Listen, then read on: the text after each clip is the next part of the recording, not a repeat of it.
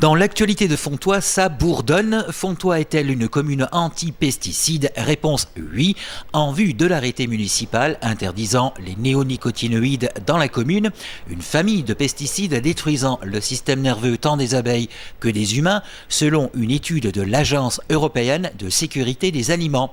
L'État français interdit l'usage de ces insecticides au 1er septembre 2018, avec possibilité de dérogation jusqu'en 2020. Un délai que veut ignorer M. Henri Boguet, maire de Fontoy, se mettant par là même en porte-à-faux avec la préfecture, quitte à ce que l'affaire soit portée au tribunal administratif. Depuis, sur bon nombre de réseaux sociaux, dont celui de la ville de Fontoy, une pétition de soutien au maire de Fontoy a été mise en ligne. Une pétition qui, pour l'heure, récolte plus de 1000 signatures.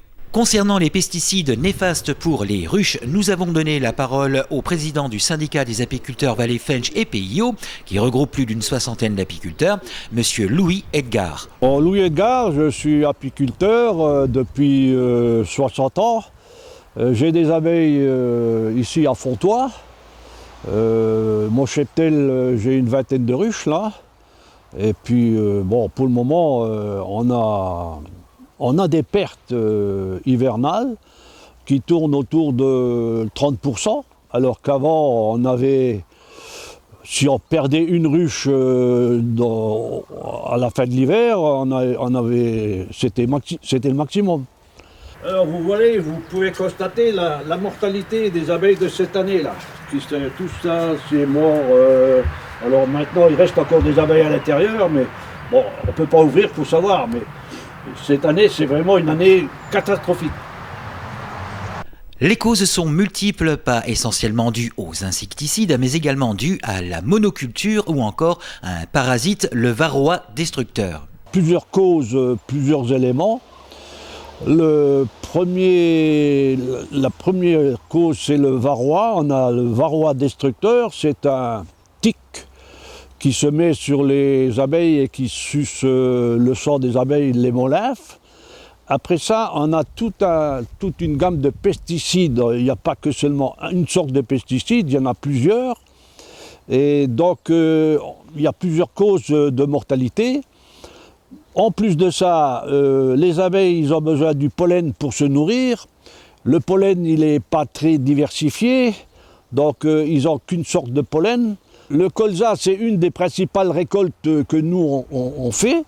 Dans le temps, on avait 25 kilos de récolte de miel par an sur une ruche.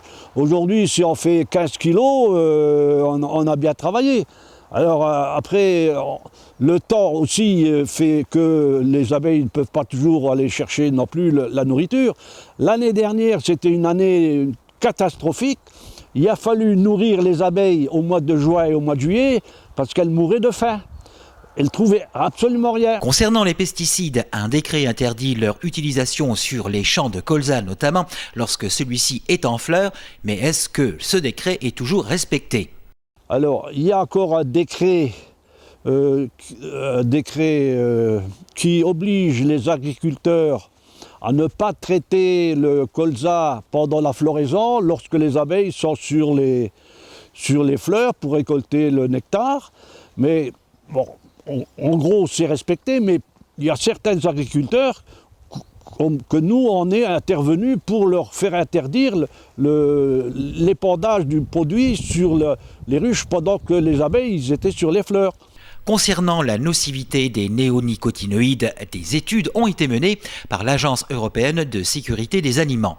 Bon, l'INRA a fait des études sur le comportement des abeilles en leur mettant un émetteur sur le dos et pour les lâcher.